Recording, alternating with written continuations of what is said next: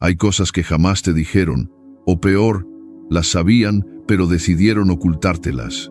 Durante siglos, muchos líderes religiosos han utilizado un versículo específico para exigir dinero a sus fieles, haciéndoles creer que si no entregan el diezmo están robando a Dios.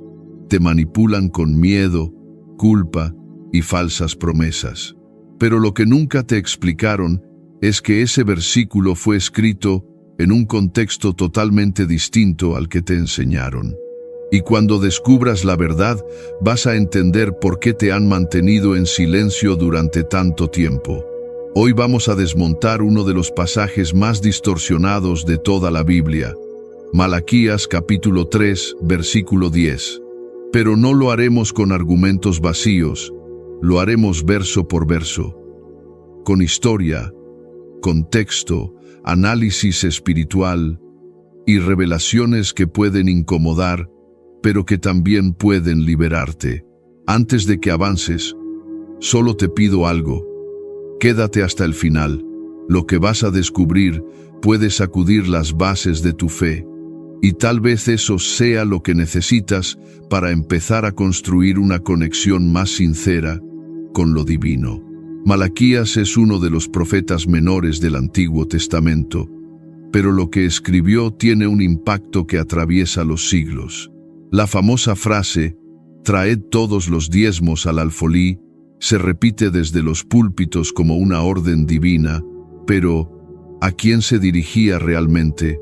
¿Qué estaba pasando en el pueblo en ese momento? ¿Por qué Dios habla con tanto enojo?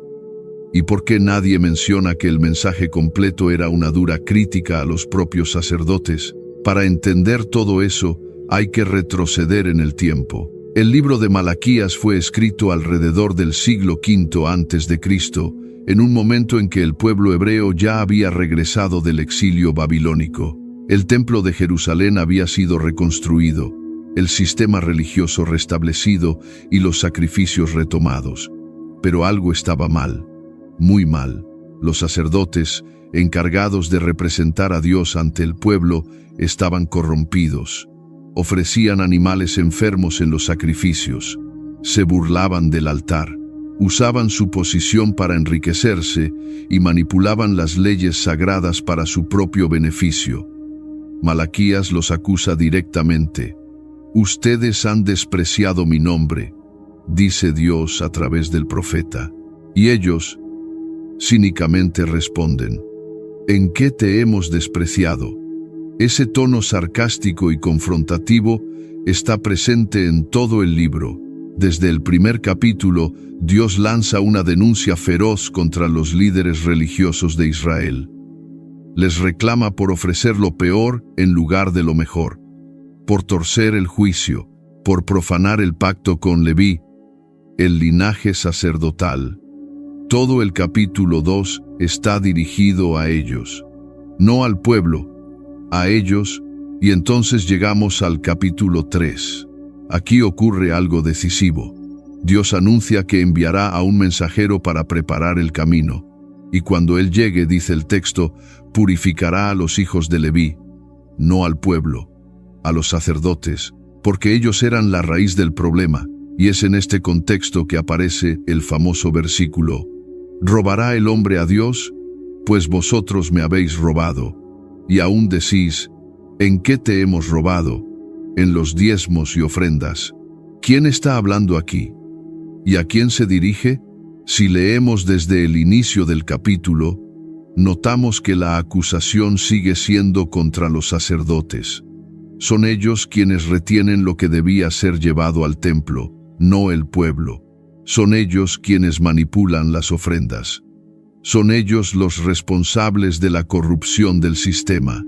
La denuncia de Malaquías no es contra los fieles comunes que asisten a una iglesia. Es contra los líderes religiosos que se han desviado del camino. Pero en algún punto de la historia, ese mensaje fue girado 180 grados, y lo que era una denuncia contra el liderazgo pasó a convertirse en una herramienta de dominación sobre el pueblo. Veamos algo más profundo.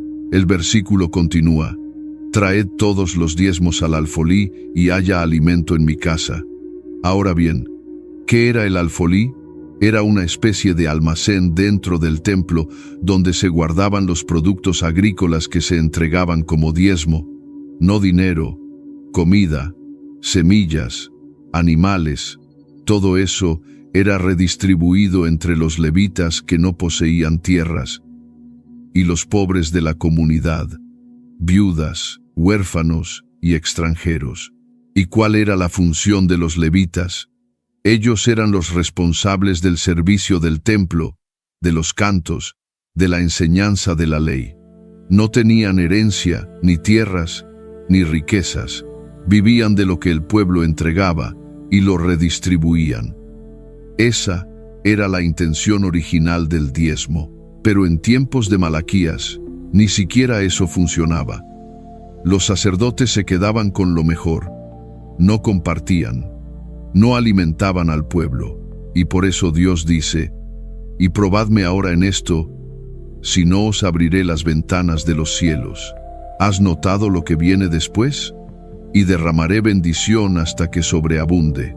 Este versículo es utilizado hoy para hacer promesas mágicas. Entrega dinero a la iglesia y Dios te devolverá multiplicado. Pero lo que el texto dice no es eso. Dios estaba diciendo que, si los sacerdotes cumplían con su responsabilidad de administrar bien los recursos, entonces todo el pueblo sería bendecido. El énfasis no estaba en la cantidad de lo que se daba, sino en la justicia de cómo se usaba. En otras palabras, el problema nunca fue que el pueblo daba poco. El problema era que los líderes robaban mucho. Y eso sigue pasando. En la próxima parte, vamos a desmantelar cómo este versículo fue manipulado a lo largo de los siglos, cómo el sistema levítico fue abolido con la llegada del Cristo, y por qué seguir exigiendo diezmos hoy es un acto que contradice el mensaje del Evangelio original. No te vayas. Lo que viene a continuación puede cambiar tu manera de ver la fe para siempre. En la primera parte, vimos cómo el versículo de Malaquías 3:10 fue arrancado de su contexto y utilizado durante siglos como una herramienta de miedo y sumisión. Pero ¿cómo llegó ese texto, que era una denuncia contra los sacerdotes corruptos, a convertirse en una orden para que el pueblo entregue dinero todos los meses a una institución religiosa? La respuesta está en la historia, y como verás ahora, todo fue cuidadosamente planificado. Después del regreso del exilio, el pueblo de Israel intentó restaurar sus tradiciones.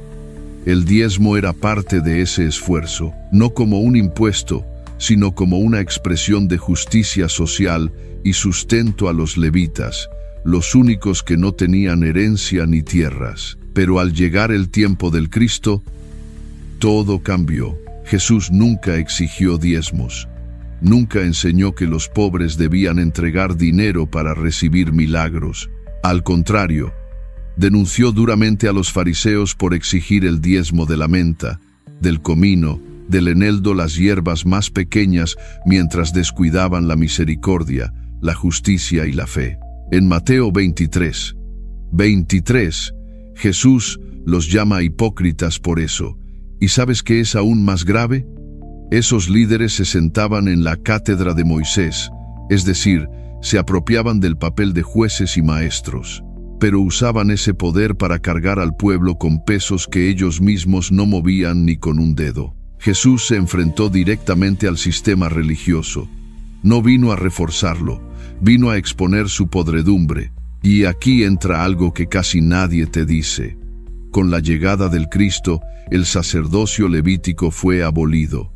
Ya no había necesidad de templos hechos por manos humanas. Ya no había más sacrificios de animales. Ya no había tribus consagradas a recibir diezmos. Todo eso había sido figura de algo mayor que había llegado, el reino interior.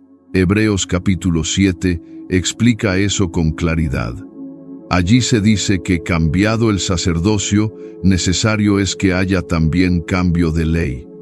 ¿Y quién es ese nuevo sacerdote? Jesús, según el orden de Melquisedec, no según Leví. Entonces, si el sacerdocio cambió, Si el templo